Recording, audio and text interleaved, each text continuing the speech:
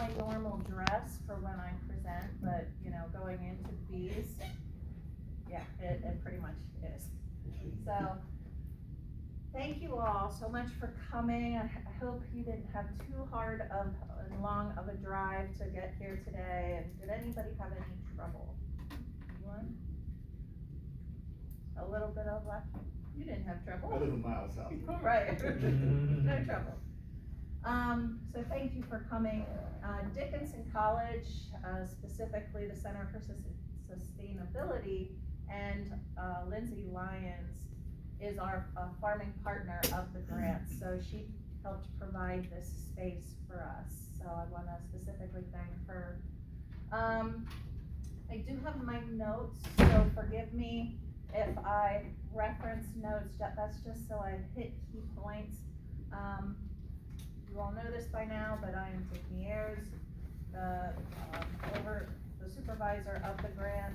Marty Jones is out at the table currently. She is the grant consultant, just to help keep us on track, and she's also today helping to make sure I don't forget certain points that we wanted to stress.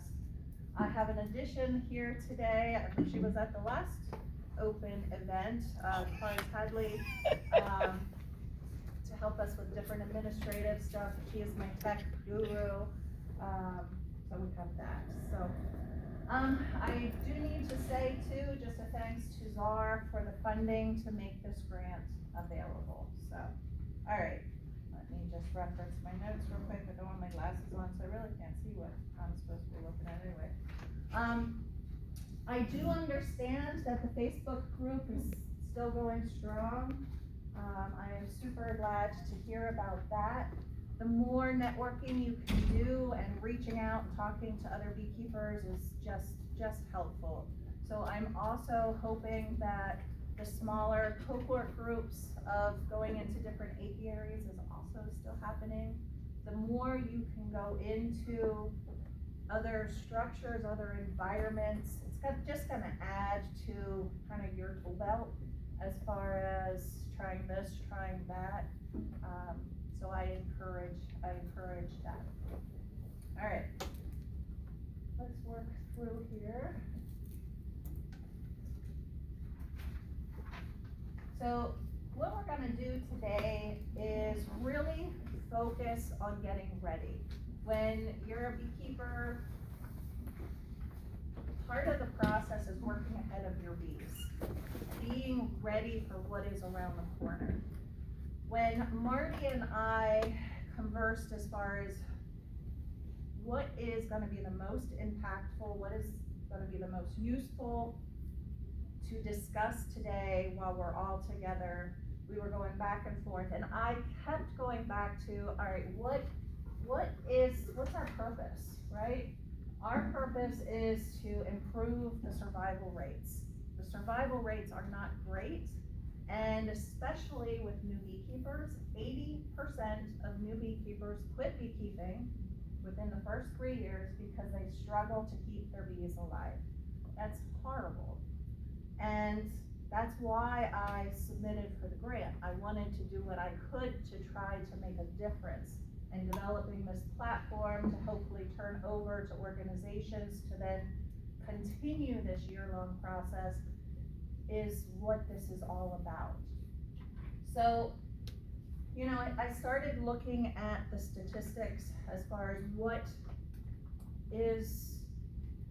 affects our colonies the most, what is being reported, and that is why and how we decided on our topic today to make the most impactful difference. So, this is confusing. This is a lot of information. It's a lot of information, but actually it's not. It's just convoluted and hard to read. So let me explain this to you. So what this goes over is the report from the National Agricultural Statistics Services, and it identifies basically colony counts, colony losses. So it is convoluted because you can start the year with 2 colonies, and in the spring, one of them swarms. Does that sound familiar? So now you have a colony, and you also have a colony that's queenless, that is, hopefully has a virgin in there and is waiting to get mated. Well, 75% of the time, you're gonna be successful, but there's always that 25% chance that that virgin is not gonna get mated, or something is gonna happen in the interim that you do not successfully get a mated queen return to that colony. It's good odds, but it's still 25%. So let's say that colony doesn't make it. So now you're down to 1. You started with 2, now you're down to 1. So you merge the rest of those bees with your existing hive. Well, in 2 weeks, they are bursting at the seams and they're starting to make swarm cells. So you're not wanting to lose your hive again, so you split it, but there's enough bees, so you split it twice because you have multiple queen cells. So now you have 3 colonies. You went from 2 to 3. How many losses did you have? This is bee math, right? How many losses? Is it a straightforward question? Not unless it's explained. You've had 1 loss. You have 1 more colony than when you started, but you had a loss. It's not easy. It's very convoluted. And that loss is kind of important depending upon what it is because of the environmental ramifications. Maybe it wasn't just your queen not getting mated, maybe it was something completely else that impacts the environment. That was just an easy one I thought we could all relate to. This is another graph that goes over statistics. It's a little easier, but still kind of convoluted, by Bee-Informed Partnership. This reviews 9 years, and it goes over colony losses in the summer, colony losses in the winter. I have to be completely honest with you, though I could calculate what my losses are in the summer, I generally don't.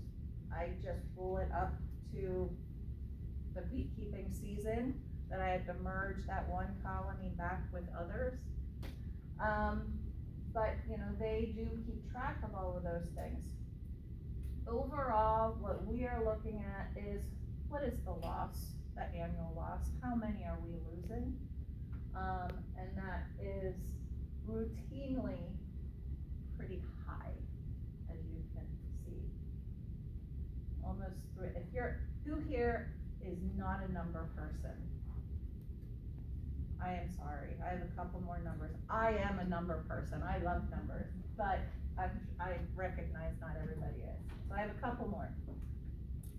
In the state of Pennsylvania, the routine annual losses are anywhere from 42 to 48%. It's pretty high. However, we being beekeepers, we know that you can get that back fairly easily by splitting your colony. So you can go from 1 to 2 pretty easily and build that number back up. Marty, hopefully I didn't miss anything while you were gone. I haven't really been looking at my notes, so. You're on your own. No. All right, so this was 2 years ago, I believe. We were right in where we normally are, 42 to 48%. The interesting thing about this is, why is there such variance between the states, right? Look at the differences here. And I know one thing, when I was getting my certification, my master's from Cornell, one of the other students that, with her paper at the end of the session, she did her information on habitats and establishing native habitats and how that helps with pollinators just in general. But she was from Texas, and Texas was one of the very first states out of about a third of the states in the United States that signed legislation for establishing roadside habitats. Roadside habitats, and it's even broader than that, but space that's not really being utilized, creating habitats there. Texas was one of the ones that led the charge on that.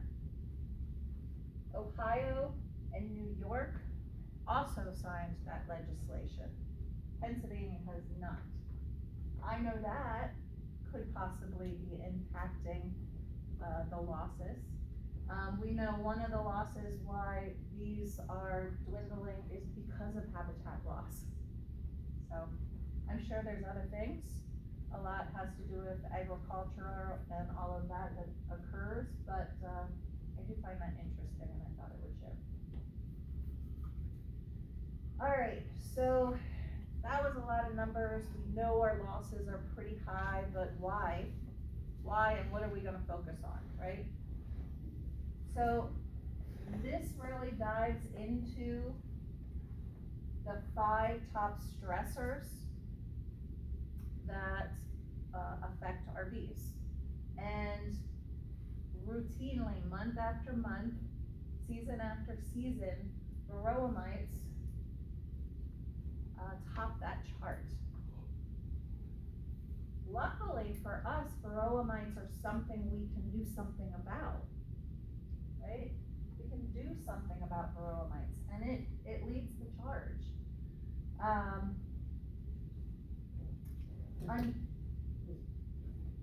That seemed to be a common trend. Every time you heard the word Varroa mites, it said it's not the mite, it's the disease they carry. Now, and it shows disease down there is very low. So I guess what am I Is it the missing? chicken or the egg?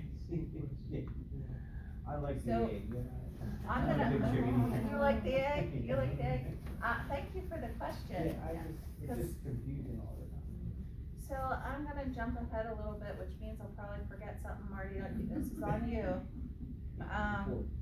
You know, when I first started beekeeping, I heard about Varroa mites all the time. I mean, literally that I got sick of hearing about Varroa mites, and when I started to hear that, okay, the association's topic this month is on Varroa mites, I'm not going this month because I'm sick of it.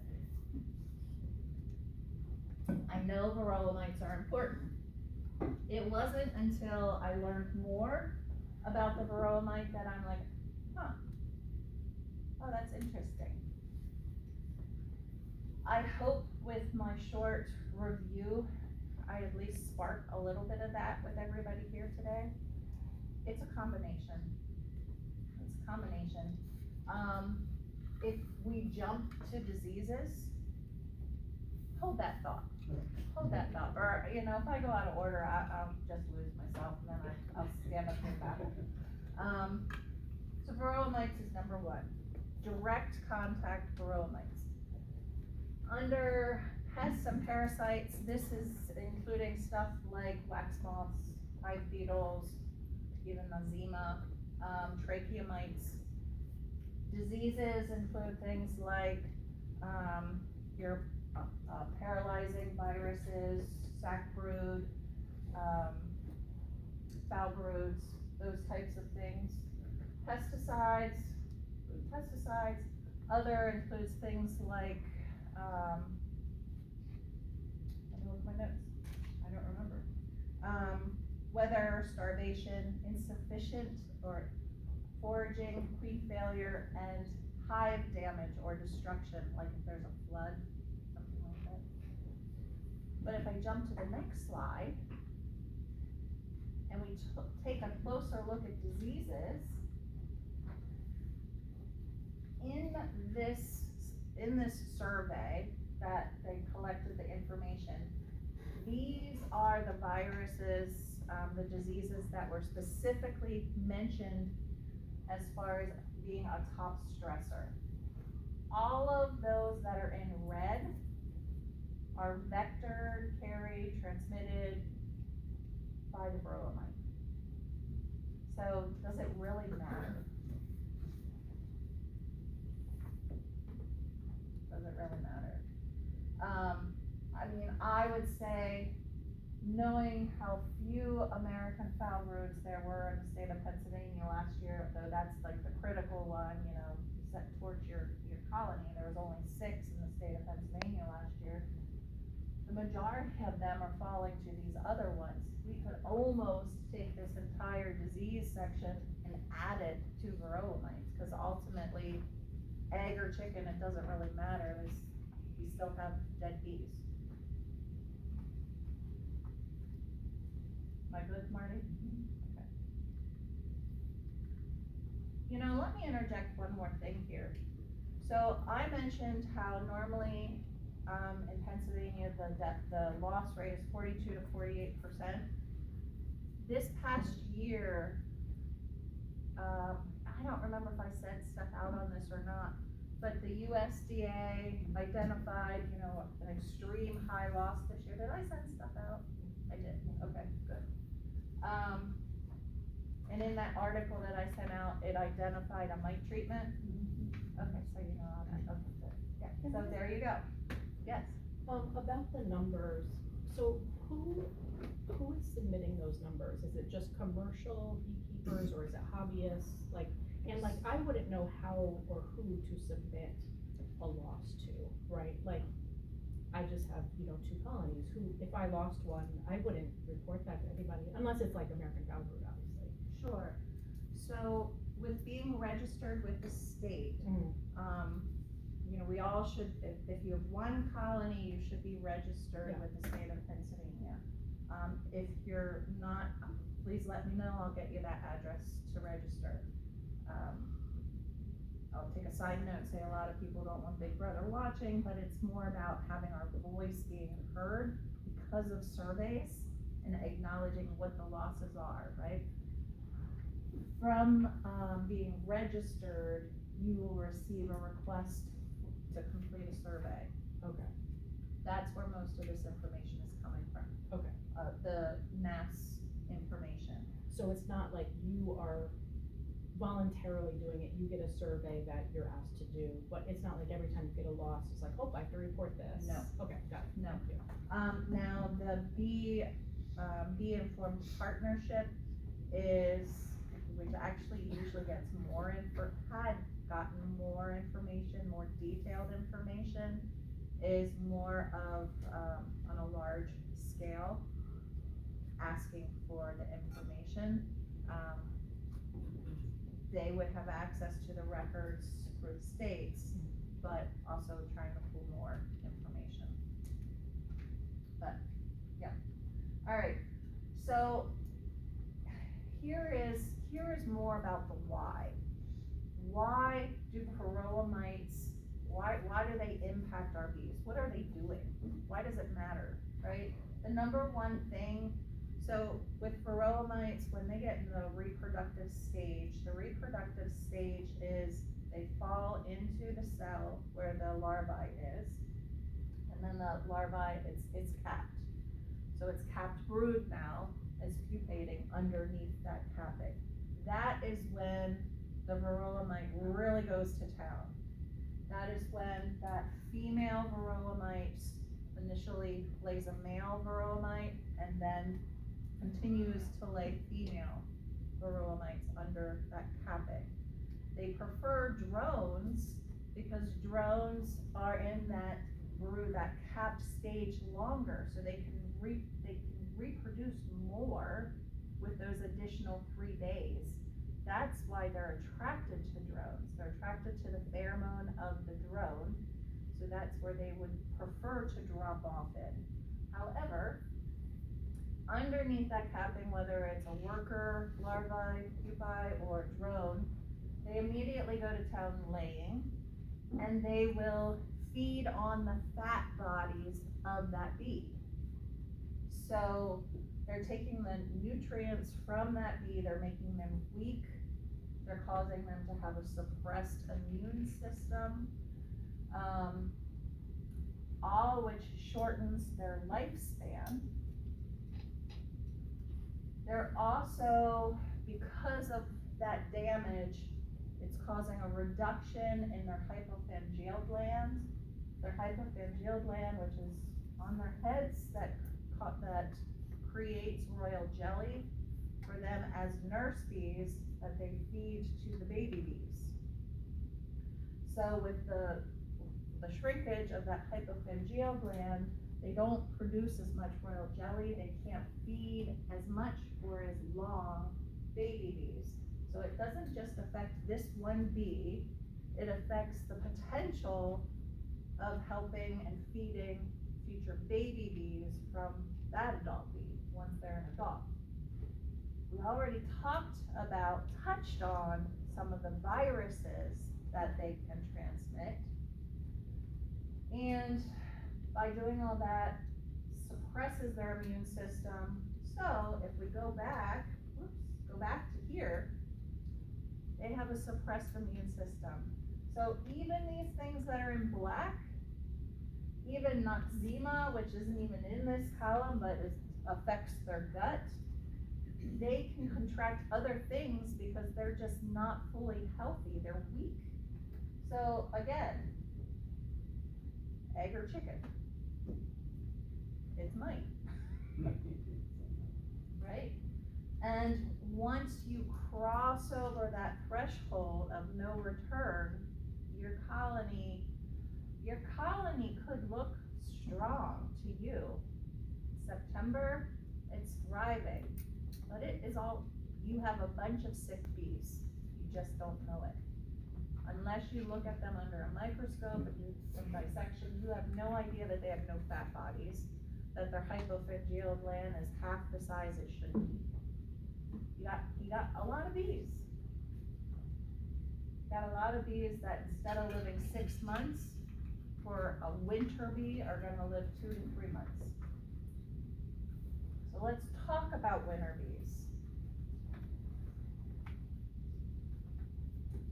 I kind of circle back to Marty's and my conversation. What's gonna make the most impact today and this event on June? Once we get to August, when winter bees are being made, the bees will start making winter bees at the end of August, very beginning of September, and then through October, but they start in August. If we would wait to have this discussion in August, it would be too late. We wanted to have this discussion now when we still have a good month and a half to do something. If you have a high Varroa mite count now, you certainly won't have a lower Varroa mite count come August. But you can do something, you have time to do something today. When they start, so spring and summer bees generally live about 6 weeks, right? That's it. They're not gonna live quite that long if they are infected with Varroa mites. But until right about this point, the queen has been laying 2,000 eggs a day, right? She's laying. Now we're in the nectar dearth, so she is plateaued off. She's not laying as much.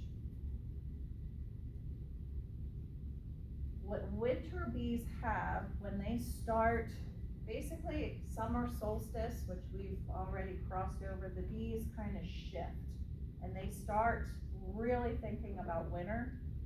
We need to start thinking like they do. So they are starting to assess how much pollen is out there. There's not as much pollen out there. How much nectar? There's not as much nectar. So they start to conserve their resources more. The queen stops laying as much. Once we get to August, winter bees are established. And what is the difference with winter bees? What's important with winter bees? They have a lot of extra fat bodies. They need those extra fat bodies because they're in a winter cluster and they're an inch away from the honey. right there within their grasp, but they're in a cluster and they can't break cluster or it's causing a potential threat. So they'll feed off of their reserves in their own body for a short period of time until they can get to that honey, right? So that's going to help them get through the winter, having those extra resources literally on them. They have an enlarged hypopharyngeal gland. It's larger than spring or summer bees because they need to feed baby bees more and longer than your spring and summer bees. They go through life at a much, much slower rate. Their hormones are at a different rate than your spring and summer bees, so they age at a much slower rate. So their lifespan actually is 5 to 6 months. Now, does this stuff look familiar? An important thing with winter bees is a lot of extra fat bodies. An enlarged hypopharyngeal gland. These are key, but that's exactly what the Varroa mites are impacting on the negative side. So if our Varroa mite counts when we're making our winter bees in August are high, our colony is already dead when they have 50,000 bees. It's I'm blunt. I am gonna share, so Marty and I did a compliance report just a few days ago for the month of May. And that was to submit into the grant SARE as far as where are we with participants, with compliance, with the reporting that we said was needed for the grant. For the month of May, we were at a 39% non-compliance for our inspection reports. Not great. For our Varroa mite reports, we were at a 52% non-compliance. That concerns me. I want, and that's what part of the reason why we did the survey today. If there is something I can do, if you're not sure about how to fill out the report, you're not comfortable with doing a mite check, you just haven't filled out the report because you're terrible at paperwork. If there is something that I can do to help you, I want to, because out of all of these things, that's what's gonna help us reduce our losses. Yeah. Did you take into account people who like just got bees in April? Because I know I wasn't due to do a mite check in May. I don't wanna harp on it, I just Okay. bluntly say, I just and I wondered know if that would impact it too. it would, it definitely would. I know, and there were some people that were even delayed getting them first in June. Did we make that cross comparison? No. Okay. No, did not. So, I know everybody here got their bees in June, so that's okay. It scares me. It scares me for everybody, for your bees. And that's all I'm gonna say. I am here if you have questions or needs, or just need a walkthrough. I wanna help. That is why I started the business, Bees to Bees, so. You've probably all seen this before. It just reiterates, once we hit August, oftentimes that threshold of our bees, we're starting to create less bees, the queen isn't laying as much, but the mites keep climbing. And once we hit this point, that's the point of no return. Alright. So, before we take a walk to the apiary, I have one additional resource I just want to share, and that is if you are who here listens to podcasts? I know not everybody is. This is a good one. 2 bees in a podcast. Dr. Jamie Ellis is known in the beekeeping world, and this is a really good podcast. So I happened to stumble across this one, and it was entitled Winter Bees, and it drew my attention because I knew I was going to be talking about winter bees. It doesn't, hi, welcome, come on in. It doesn't, the controversy with this is not that winter bees are developed different, that they live longer, that they have larger hyperphageal glands, but just what is causing all of that to happen. So it's kind of interesting. I'm not saying that this is like a terrific episode, but I am wanting to point out this podcast is pretty good. All right, so as we take our trip to the apiary is about 1/4 mile up the railroad track, so we'll be hobo walking up the railroad track. We're gonna do a couple of things. The first thing that we're gonna do is a small experiment. Now, not everybody, they have 3 hives. So we're not all getting into the hives today. Literally, I'm gonna get into one of the hives and I'm gonna ask 2 people to help me, okay? What I am asking is for you to do an observation, and I'll walk through different things. One of the things that I'm going to do is do an experiment with the sugar roll and the alcohol wash. Now, I did this last year on my own hives to compare the results. So I'm doing it on the same colony, should get the same results. I always historically had done a sugar roll because I like to be able to put the bees back. Maybe they would be a little mentally damaged, but they'd still be moving.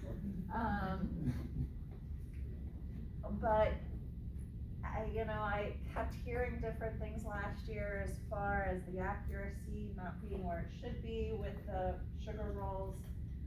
And I was dragging my feet until I had the inspector at my apiary, and I got into a conversation with him, and he's like, Tiffany, come on. He's like, I only do the alcohol wash anymore. With the high humidity that we have in this area, that sugar roll you just don't get an accurate reading. Sometimes you do, sometimes you don't. Why go through the motions if you're not gonna get an accurate reading? So I'm gonna do it here today for us. Now, what I will say, out of the 3 colonies out there, I'm going to the largest one. I'm going to the largest one because your largest ones usually are gonna be the ones that have a higher count. But I will also say all 3 of their colonies out there have had brood breaks recently. So this one in particular was requeened 4 to 5 weeks ago. So we could find that we have minimal mites, so we're not gonna have that drastic difference that I found in my own. We'll see.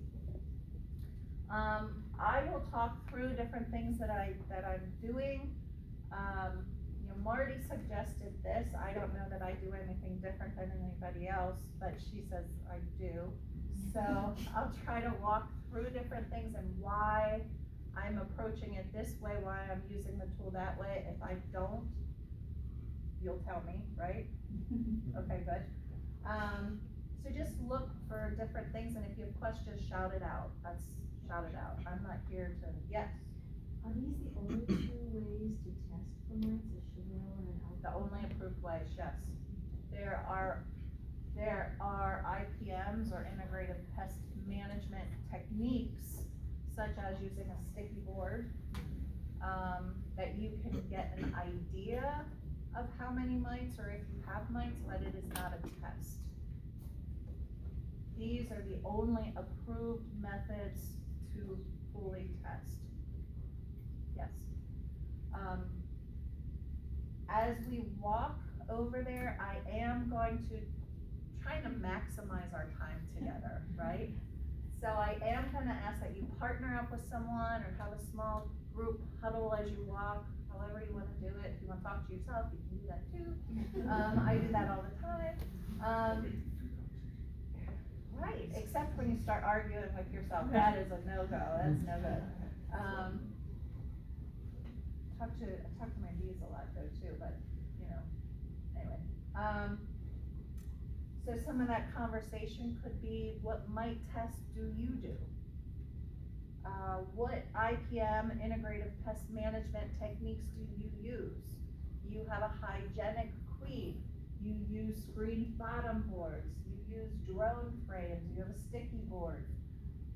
You know, what out of those management techniques, or you scrape the drone comb off of your frames, what do you do that seems to help or lower your count, or you hope it lowers your count, or I don't do anything, or, you know, have a mite conversation. That is our conversation of the day, right? After this, you don't want to talk about it anymore after 1 o'clock.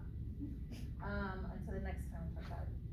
And then when we get back from walking back, I will ask for people to share, you know, highlights. What did you discover, you know? So we'll have spokespeople up here, because I don't like talking the whole time. So that is our plan, all right? Spokesperson? All right, sounds like a good idea. All right, any questions? I did ask you to bring your gear with you today, because we are not in my apiary. I do try to breed for docile bees. These are not my bees. I've been in this colony before. Even though you'll be out of the fence yard, you'll be right there. You're there. You will want your gear on. Okay? They're interested little girls. Huh? Yes. We're coming back to the room. What's that? You can leave stuff in the room.